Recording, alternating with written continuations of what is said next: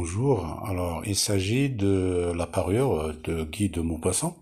C'est une nouvelle réaliste. Alors, elle a été écrite au 19e siècle, hein, dans le cadre, bien sûr, d'un certain nombre de chasseurs qui vont à la chasse, puis le soir, ils allument un grand feu et commencent à raconter de belles histoires. Alors, la parure fait partie de ces histoires réalistes, ces nouvelles réalistes, écrites par Guy de Maupassant. Bien.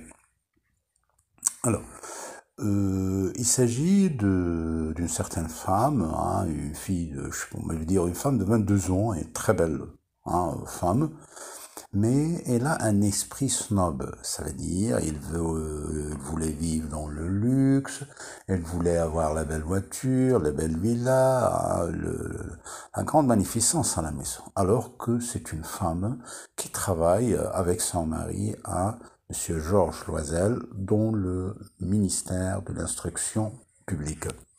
Bon, alors, ce sont deux fonctionnaires avec un petit salaire très simple, mais Madame ici est une femme hein, qui veut aller au-delà de ses capacités. Puis elle s'est mariée avec Monsieur Georges Loisel, faute de quoi, hein, faute de carrière, on mange des mers. Ça veut dire elle voulait avoir un mari riche, hein, où elle pourrait vivre avec elle, si vous voulez, dans la magnificence. Mais elle a trouvé ce mari-là fou de quoi, hein, pour se marier, point c'est tout. Bien. Alors, un jour, Monsieur Georges Loisel apporta une invitation de la part du directeur du ministère de l'Instruction publique. Alors, le couple est invité à assister à cette fête. Madame Loisel, bien sûr, a demandé à son mari qu'elle avait besoin d'argent. Hein. Alors son mari lui donna 200 francs pour acheter une belle robe de soirée. Mais celle-ci se rend compte qu'elle n'a pas de bijoux. Qu'est-ce qu'elle fait? Elle alla chez sa vieille amie de couvent, hein, Madame Forestier. Celle-ci lui donna une parure, hein, une rivière, hein, un beau collier très brillant. Alors celle-ci, bien sûr, a pris la parure et s'en alla avec son mari à la fête. Elle avait bien apparu très belle, c'était même la reine de cette fête, hein, du carnaval, hein, du bal, dansons, chantons. Tout le monde était joyeux, tout le monde avait reconnu sa beauté et tout le monde désirait, hein, même le directeur du ministère hein, de la fonction publique, de l'instruction publique, voulait danser avec elle. Bien. La fête est terminée et en rentrant à la maison, Madame Loisel se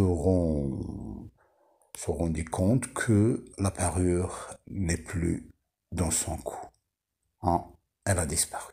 Ils font le chemin à pied, mais rien de trouvé. Alors, elle a été obligée d'aller consulter des joailliers, des orfèvres, pour acheter une parure, bien sûr, à 36 000 francs, alors que la parure, bien sûr, n'était que fausse. Il ne valait que 500 francs. D'accord? Alors, elle a travaillé 10 ans de corvée, de maltraitance, de souffrance, de crédit. Ils ont changé la grande maison en petite maison. Et c'était, si vous voulez, un enfer pour elle et son mari, dans le but de rembourser cette parure, hein, qui est censée être une parure de diamant.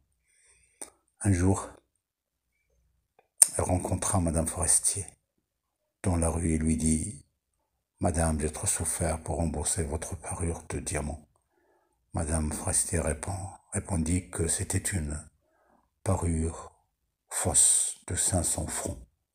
Alors, ici, on pourrait dire que Madame Forestier pourrait leur rendre la rivière, mais les 10 ans de corvée, hein, de souffrance, travailler chez ceux qu'on n'aimait pas, hein, être, si vous voulez, maltraité, hein, foulé par toutes les personnes, si vous voulez, qu'on n'aime pas, hein, qu'on envie, etc.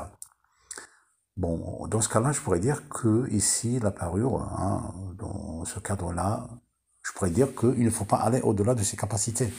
Hein, la barre ne fait pas le philosophe.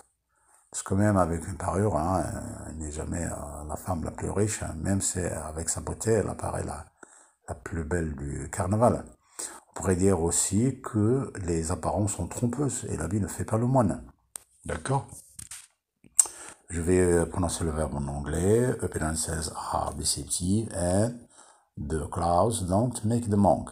Donc, il faut aller, si vous voulez, agir, acheter, vendre en fonction de ses capacités. Hein. Tout le monde, on pourrait avoir une ambition, mais pas une ambition fatale comme celle-ci de Madame Loisel, hein, de Mathilde Loisel. Hein, elle a bien payé le prix de son snobisme. Merci.